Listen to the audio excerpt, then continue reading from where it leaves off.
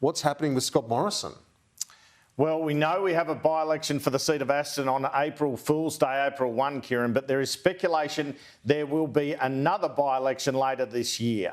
Informed sources have told me that the former Prime Minister Scott Morrison may be retiring from Parliament by the end of the year, potentially for a consulting job overseas.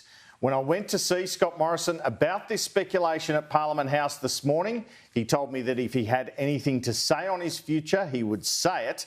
And if he had a statement to make at some point, he would make a statement. For now, the former PM is keen to point out that he is dutifully doing his job as a local MP and have returned home to the Shire, in his words, and been seeking to live quietly with my family, serving as the local MP. In an interview with Sherry Markson we aired this week, the former PM said he was enjoying his time as a backbencher as the member for Cook in southern Sydney. Looks like he won't be enjoying it necessarily for that long. How does it feel to be on the backbench? Quite liberating, I've got to say. I had the great privilege of serving in very high offices, not just Prime Minister, for almost a decade. There was only Peter and I and Greg Hunt who served as cabinet ministers for that entire period from 2013 to 2022. And I can tell you it's a demanding job, one I love doing, but one that was also quite exhausting over that length of time. The former Prime Minister Scott Morrison, and I don't think anyone would begrudge him taking a job when he does finalise that over coming months.